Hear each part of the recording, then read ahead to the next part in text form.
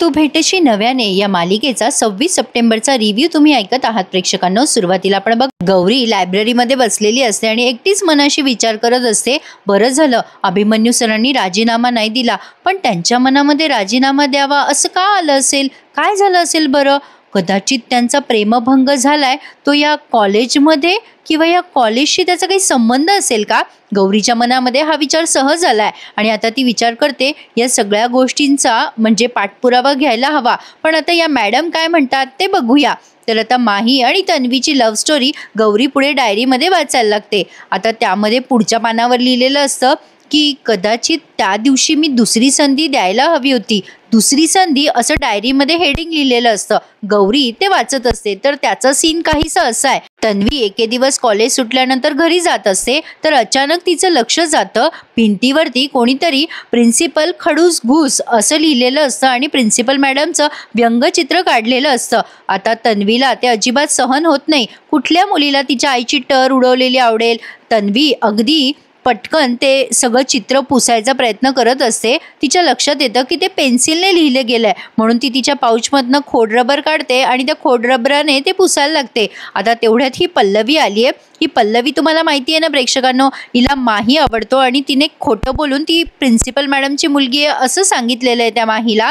तर आता ही पल्लवी आली आहे तन्वी समोर आणि ती तन्वीला म्हणते, वाग कशी पकडली गेलीस?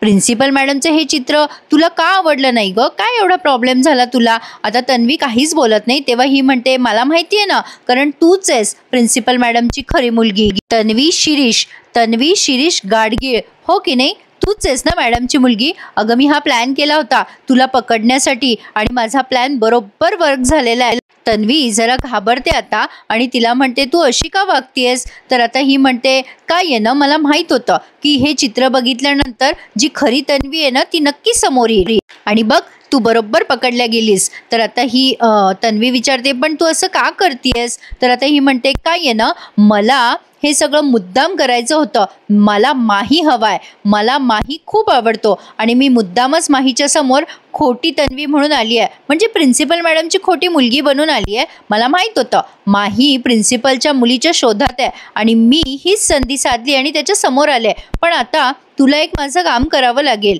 आता ही तन्वी म्हणते, काय कसलं काम? तेव्हा ही म्हणते की तू आता यापुढे माझी आणि माहीची सेटिंग लावून द्यायची। तेव्हा तन्वी तिला नकार देते, नाही मी असं काही करणार नाही। तेव्हा ही मुलगी म्हणते, पल्लवी तुला असं करावंच लागेल, जर तू असं नाही केलंस ना तर मी सगळ्यांना सांगेल की तूच प्रिन्सिपलची मुलगी आहेस आणि जर का हे सत्य समोर आलं तर तुझी मम्मा तुझी आई तुला किती ओरडेल याचा विचार कर। पण आता तन्वी म्हणते, तू अशी का वागतेस, काय हवंय तुला?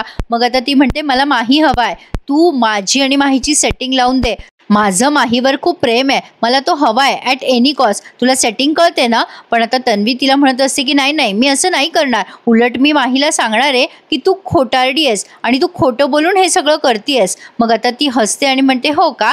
मग तुझ्या आईला सगळं खरं कळू देत, मग तुझी आई तुला कशी ओरडते ना ते बघ। थोडक्यात काय, ही इमोशनल ब्लॅकमेल करतेय मुद्दामच त्या तन्वीला। तुला जर हे व्हायला नको असेल तर तू माहीला एक चिठ्ठी पाठवायचीस आणि त्यामध्ये लिहायचं की माझ्या मैत्रिणीचं तुझ्यावर प्रेम आहे आणि तुला प्रपोज करायचंय आणि आज संध्याकाळी तू सगळी तयारी करायची आहेस, मी माहीला प्रपोज करणार आहे। तन्वीला हे अजिबात पटत नाहीये, पण आता ह्या मुलीने तिला ब्लॅकमेल करायला सुरुवात केली आहे त्यामुळे तिचा नाईलाज आहे। पल्लवी म्हणते, ठरलं तर मग आज संध्याकाळी सगळी तयारी तू करायचीस आणि माहीला चिठ्ठी पाठवून बोलवून पण घ्यायचंयस आणि तसं जर नाही केलंस तर तुला लक्षातच आहे मी काय करेल ते। पुढच्या सीन मध्ये त्यांनी लगेच या माहीच्या हातामध्ये चिठ्ठी दाखवली आहे। त्या चिठ्ठीमध्ये लिहिलेलं असतं की माझ्या एका मैत्रिणीला तू खूप आवडतोस आणि तुला भेटायचंय, तुला प्रपोज करायचंय, त्यामुळे तू प्रॅक्टिस हॉलमध्ये ये 3ऱ्या मजल्यावर। आता ही चिठ्ठी वाचल्यावर माही खुश होतो कारण त्यामध्ये तन्वीचं नाव खाली लिहिलेलं आहे। आता माही विचार करायला लागतो, अरे हे चिठ्ठी वगैरे सगळं बहाणा आहे, मला माहिती आहे तन्वी तुझं माझ्यावर खूप प्रेम आहे आणि तू हे फक्त निमित्त करतेस। आता या तन्वीने इकडे सगळी सजावट करून ठेवली आहे त्या पल्लवीसाठी। माही तिथे जातो आणि या तन्वीकडे बघतच राहतो। तन्वी खूप घाबरलेली असते पण माहीला बघून तिला थोडासा दिलासा वाटतोय। आता ही तन्वी एवढी गोड दिसत असते, माही तर पहिल्याच भेटीमध्ये तिच्या प्रेमातच पडलाय आणि आता एवढी सगळी सजावट अँड एव्हरीथिंग सगळं काही बघून तो आणखीनच तिच्यावर लट्टू झालाय। काय बोलू प्रेक्षकांनो, काहीसे शब्द सुचेना मला. तर आजचा भाग त्यांनी छानच दाखवलाय आणि जे नवीन प्रेक्षक असतील ना तर त्यांनी नक्की चॅनलला सबस्क्राईब करा हं. तर आता आपण पुढे बघतोय हा माही तन्वीला म्हणत असतो.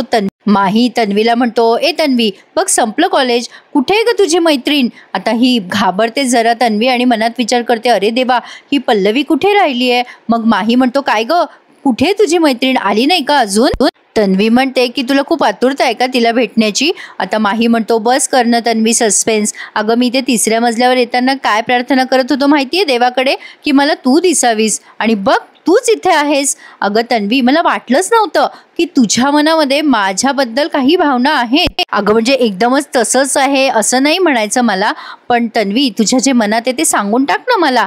म्हणजे मला माहिती आहे एवढं सोपं नाहीये तुझ्या भावना व्यक्त करणं, पण ए तन्वी मला तू खूप आवडतेस ग. असं म्हटल्यानंतर तन्वीच्या डोळ्यातनं पाणी आलंय आणि ती आता माहीकडे बघतच राहते. माही म्हणतो, बोल ना तन्वी काय झालंय तुला? आता तन्वी म्हणते, माही अरे आता ती पुढे काही बोलणार तेवढ्यात हा माही गुडघ्यावरती खाली बसतो आणि तिच्या हातामध्ये मोरपीस देतो आणि तिला म्हणतो, ए तन्वी आय लव्ह यू, माझं तुझ्यावरती खूप प्रेम आहे ग. तन्वी आता निशब्द झालेली असते. हाच तो प्रेमाचा क्षण ज्या दिवशी माहीने या तन्वीला प्रपोज केलाय. माही म्हणत असतो की पुढची 60-70 वर्ष तरी मला सोडून जाऊ नकोस. तन्वी पुढे काही बोलणार तेवढ्यात तिला पल्लवी दिसते आणि ती गडबडून जाते. पण आता माहीला हा सगळा घोटाळा माहीतच नाहीये ना. तो बिचारा तिला म्हणत असतो, बोल ना ग तन्वी, तुला मी तितकाच आवडतो ना, तुझं पण माझ्यावर तेवढंच प्रेम आहे ना? आता तन्वीला खरं तर हो म्हणायचंय, पण आता या पल्लवीच्या प्रेशरमुळे ती काहीच बोलत नाही. ती फक्त अरे माही अरे असं म्हणते आणि त्या मोर पिसाकडे बघते.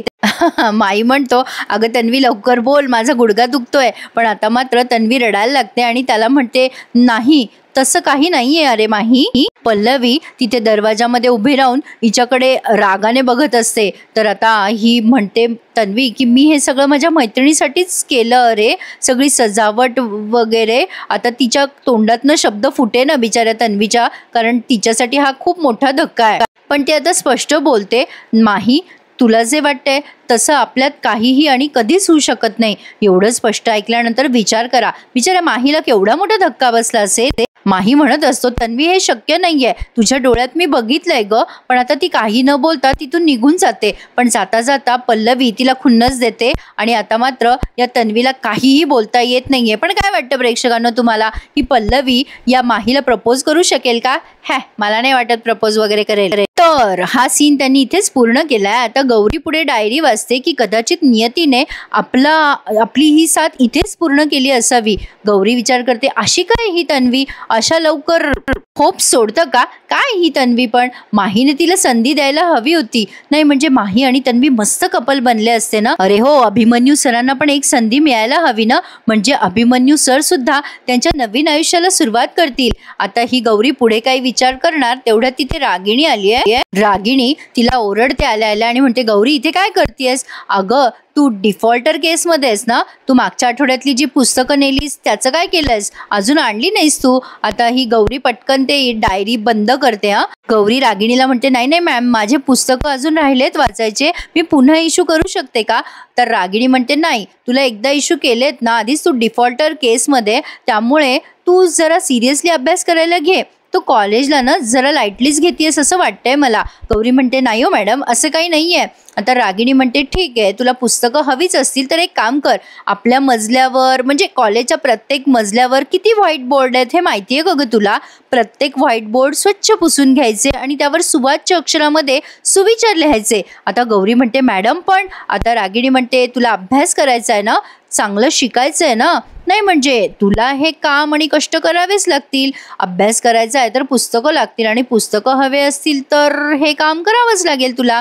गौरी आता म्हणते, ठीक आहे. म्हणजे ही गौरीकडनं उगाच सगळी कामं करवून घेतीये. गौरीने रागिणीला हो म्हटलंय आणि आता रागिणीच्या म्हणजे ऑर्डरची अंमलबजावणी पण तातडीने केली आहे बरं का या गौरीने. तर आता तिने प्रत्येक मजल्यावरचे बोर्ड स्वच्छ पुसले आणि सगळीकडे सुविचार लिहिलेत. आता एका ठिकाणी अभिमन्यू सर येत असतात तेव्हा गौरीने पटकन एक छान सुविचार लिहिलाय. तर तो सुविचार दुसऱ्या संधीच्या बाबत होता. गौरी त्यावरती लिहिते की आयुष्याला दुसरी संधी देऊन तर बघा, ही संधी संधी तुमचं आयुष्य बदलून टाकेल. आता गौरी पटकन लपते तिथे आणि अभिमन्यू सर तो सुविचार वाचतात आणि गौरीचा हेतू सफल होतो. तर आता अभिमन्यू सर सुविचार वाचून पुढे चालले जातात.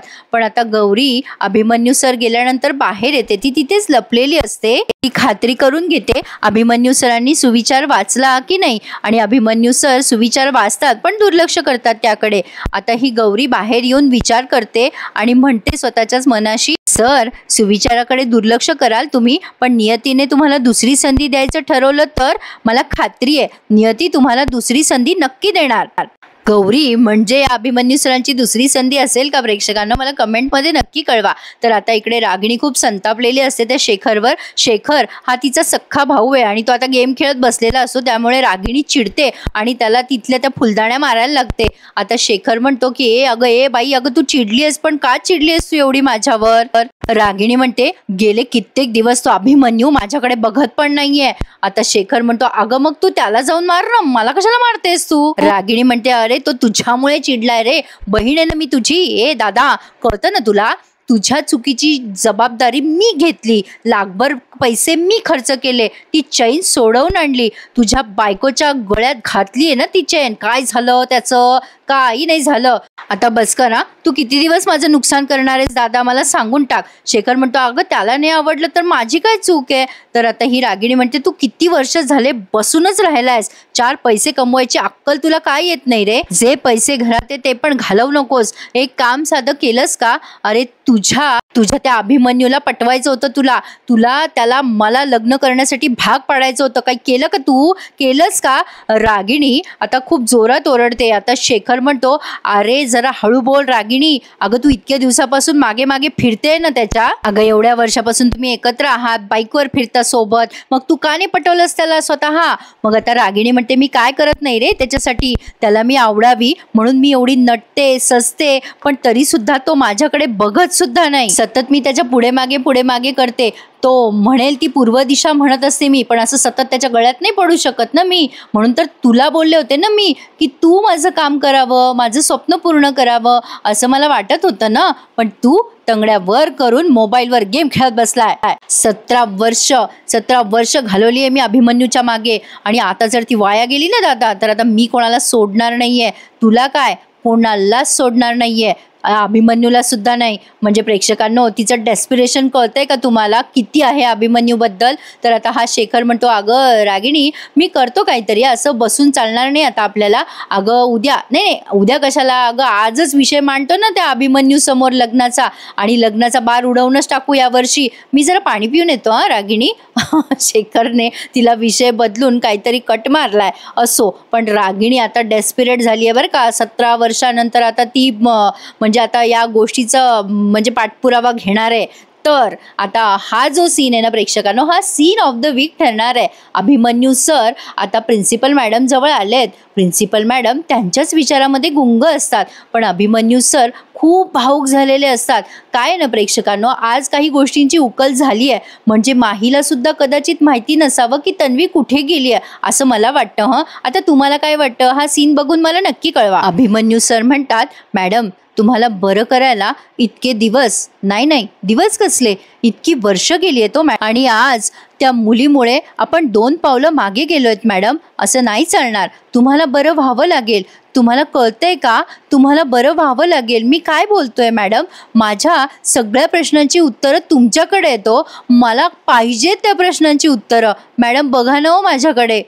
मुलीला बघितल्यापासून माझी झोप उडाली आहे, मला त्रास होतोय, पण तुम्ही मात्र तिला बघून खुश होताय. असं कसं मॅडम? तुम्हाला पण त्रास व्हायला हवा ना. अभिमन्यू सर आता प्राचार्य मॅडमला त्यांच्याकडे वळवतायत आणि आता प्राचार्य मॅडम मात्र नुसतं तनू तनू तनू असं म्हणत असतात. अभिमन्यू सर म्हणतात हो तनू, तुमची मुलगी तन्वी आठवते ना तुम्हाला? तन्वी, हा तुमची मुलगी तन्वी. तुम्हाला आठवतं ना तुम्ही कोण आहात? प्राचार्य पद्मिनी गाडगीळ. हा बोला मॅडम बोला. आता मॅडम फक्त तनू तनू म्हणत असतात आणि दरवाजाकडे बघत असतात. अभिमन्यू सर म्हणतात हो तनू, मी आठवतो ना तुम्हाला? माही, अभिमन्यू राजशिर्के, तुमचा आता ते मुलगा म्हणणार असतात असं मला वाटतंय हं. पण अभिमन्यू सर म्हणतात मी तुमचा विद्यार्थी, मी अभिमन्यू राजेश शिर्के, मी काय बोलते कळतंय का तुम्हाला? आता अभिमन्यू सरांचा आवाज वाढतो तेव्हा या खूप पॅनिक होतात मॅडम आणि म्हणतात मला मारू नको मला. अभिमन्यू सर म्हणतात मी काय बोलतोय मॅडम, बघा माझ्याकडे. अहो तुम्ही घरात आहात आपल्या, तुम्ही सेफ आहात. अहो मॅडम माझं ऐकून घ्या ना हो मॅडम, अहो मी नाही मारते हो तुम्हाला. अभिमन्यू सर आता रडवेले झालेत, त्यांना आता रडू कोसळलंय.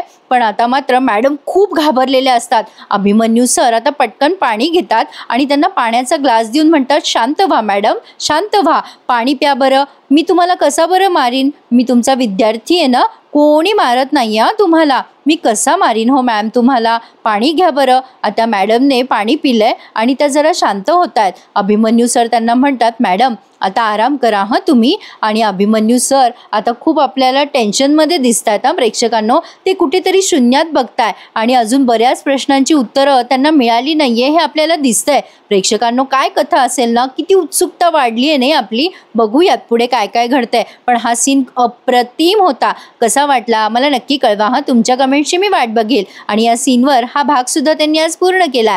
पुढच्या भागात आपण बघणार आहोत ही रागिणी जरा रिचार्ज झाली आहे. ती मुद्दाम त्या शेखर समोर आणि अभिमन्यू सरांसमोर तमाशा करत असते की माझी स्वप्न अपूर्ण राहिली, मला लग्न करायचं होतं. आता अभिमन्यू सर तिला स्पष्टच विचारतात ठीक आहे तुला लग्नच करायचं आहे ना. मग रागिणी म्हणते 17 वर्षापासून तुला हेच विचारते ना मी. प्रेक्षकांनो आता हे यांची काय ट्रायंगल लव्ह स्टोरी आहे ते आता उद्याच्या भागात. पण प्रेक्षकांनो सध्या तरी माझ्या चॅनलला लाईक शेअर आणि सबस्क्राईब करायला प्लीज विसरू नका. आणि कसा वाटला आजचा भाग नक्की कमेंट करून कळवा आणि थोड्याच वेळात बयोला एन्जॉय करा. धन्यवाद.